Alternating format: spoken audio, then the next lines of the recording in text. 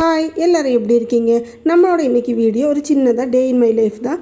நேற்று கிறிஸ்மஸ் டே அன்னைக்கு என்னெல்லாம் பண்ணோன்னு தான் பார்க்க போகிறோம். கிறிஸ்மஸுக்கு பெருசாக நம்ம எதுவும் பண்ண மாட்டோம். ஆனாலும் ஸ்கூல் லீவ் விட்டதுனால ஊர்லேருந்து அக்காவும் பாப்பாவும் வரேன்னு சொல்லியிருந்தாங்க. அவங்க வரதுக்குள்ளே சின்ன சின்ன வேலைகளெல்லாம் முடிச்சு விடலாமேன்ட்டு சீக்கிரமாக ரெடி பண்ணியிருந்தேன். ஸ்கூல் லீவ் விட்டதுனால சீக்கிரமாகவே எந்திரிச்சிட்டு ஒரு 8-8:30க்குள்ளேயே பசிக்குதுமான்னு சொல்லிட்டு வருவாங்க. இதே டைமில் ஸ்கூல் இருந்ததுன்னு வச்சுக்கோங்க, 7:30 7:45 வரைக்கும் ஒரு டீம் கூப்பிட்டு அவங்க எந்திரிக்கவே மாட்டாங்க. அந்த அளவுக்கு தூங்குவாங்க. எல்லா குழந்தைங்களும் இப்படி தான் நினைக்கிறேன்.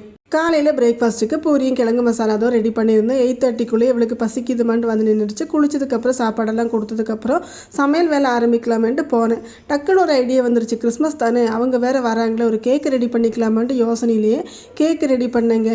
நான் எவ்வளோ டைம் கேக் ரெடி பண்ணியிருக்கிறேன், ஆனால் எனக்கு இது வரைக்கும் ஃப்ளாப் ஆனதில்லை. இது அட்டர் ஃப்ளாப்புனால சொன்னால் புரியாதுங்க, அந்த அளவுக்கு ஃப்ளாப் ஆயிடுச்சு. என்னோடய கேஸு எல்லாமே வேஸ்டான மாதிரி எனக்கு ஃபீல் ஆயிடுச்சு. சரி என்ன பண்ணுறது, அதை அப்படியே தூரம் வீசிட்டு நம்மளோட வேலையை ஆரம்பித்தாச்சு. என்னோடய ஃப்ரெண்ட்ஸ்லேயும் நிறைய பேர் இந்த மாதிரி சொல்கிறது கேட்டிருக்கிறேன். யாராச்சும் வருவாங்கன்ட்டு நம்ம எதிர்பார்த்துட்டு ஏதாச்சும் ஒரு ஸ்பெஷலாக பண்ணலாமே நினைக்கும் போது கண்டிப்பாக அது ஃப்ளாப்பில் தான் போய் முடியும்ட்டு அந்த மாதிரி தான் எனக்கு நேத்தாயிடுச்சு. அதனாலவே இனி இந்த மாதிரி யாராச்சும் வரும்போது பண்ண வேண்டாம், நம்ம வந்து கடையிலேயே வாங்கி கொடுக்கலான்ற டிசிஷன் எடுத்துட்டு சாப்பாடு குழம்பெல்லாம் ரெடி ஆயிடுச்சுங்க. இன்றைக்கி பீட்ரூட் பொரியல், அதே மாதிரி அவரைக்காய் கூட்டு, சாம்பார், ஊறுகாய், ஃபிஷ் ஃப்ரை, இது மட்டும் தான் ரெடி பண்ணியிருந்தேன். கூடவே ரசமும் இருந்துச்சு. இலையெல்லாம் போட்டு சாப்பாடெல்லாம் கொடுத்ததுக்கப்புறம் கொஞ்சம் நேரம் ரெஸ்டெல்லாம் எடுத்ததுக்கப்புறம் சாயந்தரமாக நாங்கள் எல்லாமே வந்து பக்கத்தில் இருக்கிற சர்ச்சுக்கு போகலாமேன்ட்டு சர்ச்சுக்கு தான் போயிருந்தோம். அது மட்டும் இல்லாமல் இவர் சாயந்தரமேட்டு சிக்கன் எடுத்துகிட்டு வந்தாங்க. சிக்கன் எல்லாம் குழம்பு வச்சுட்டு தான் நம்ம போனோம். அதனால் கொஞ்சம் லேட் ஆனாலும் பரவாயில்ல. அதனாலவே நாங்கள் ஒரு 7:30 அந்த டைமில் தான் வீட்டிலேருந்தே கிளம்பணும். கேரளாவில் என்னோடய வீட்டுக்கு முன்னாடி சர்ச் இருந்தது. சின்ன வயசில் எல்லாமே நான் அங்கே போய் எப்போவுமே ப்ரேயர் பண்ணிகிட்ருப்பேன். சாயந்தரம் 6 o'clock மணி அடிக்கும் போது நான் அந்த கோயிலில் போய் சாமி கும்பிடுவேன், மெழுகுவத்தியெல்லாம் ஏற்றிட்டு. இப்போ இங்கே வந்ததுக்கப்புறம் அதெல்லாமே மறந்துடுச்சு. எப்போவாச்சும் போனால் தான் உண்டு. வருஷக்கணக்காச்சு நான் சர்ச்சுக்கெல்லாம் போயிட்டு. ஆனால் நேற்று போனேன், கொஞ்சம் நேரம் அமைதியாக உட்காந்து நம்ம ப்ரேயரெல்லாம் பண்ணதுக்கப்புறம் திரும்பி வந்தபோது ஒரு பாசிட்டிவ் வைப்ஸ் நம்மளுக்கு கிடைச்ச மாதிரியே ஃபீல் ஆயிடுச்சு. ஆனால் அந்த சின்ன வயசு மெமரிஸ் எல்லாமே எனக்கு அப்போ ஞாபகம் வந்துகிட்டே இருந்தது.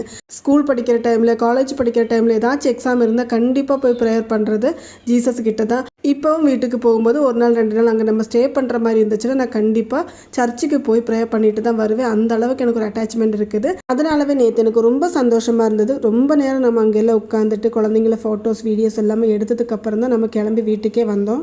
ஒரு 8:30 9 o'clock நம்ம வீட்டுக்கு ரீச் ஆகிட்டோம். வந்ததுக்கப்புறம் இட்லி எல்லாம் ஊற்றி குழந்தைங்களுக்கெல்லாம் சாப்பாடு கொடுத்தாச்சு. அது மட்டும் இல்லாமல் சின்ன இன்றைக்கி கொஞ்சம் வெளியூர் போகிறாங்க, அதனால அவங்களுக்கு தேவையானது எல்லாமே பேக் பண்ணியும் கொடுத்தாச்சு. படுக்கும்போது கரெக்டாக ஒரு 11 o'clock ஆயிடுச்சுங்க.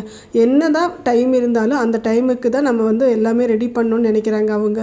அதனாலவே மத்தியானம் எல்லாம் ஃப்ரீயாக இருந்த போது கூட எதுவுமே ரெடி பண்ணாமல் நைட்டு 10 மணிக்கு ட்ரெஸ் எல்லாமே பேக் பண்ணிகிட்டு இருந்தாங்க. எத்தனை டைம் தான் சொல்லி கொடுத்தாலும் இவங்க இப்படியே தான் பண்ணிகிட்ருக்காங்க. அப்புறம் போனதுக்கப்புறம் ஐயோ அம்மா அது எடுக்காமல் வந்துட்டேன், இது எடுக்காமல் வந்துட்டேன்னு ஃபோன் பண்ணி பேசிகிட்டே இருப்பாள். இதனாலவே இவங்கக்கிட்ட கத்தி நம்மளுக்கு தலைவலியே ஆரம்பிச்சிடுங்க.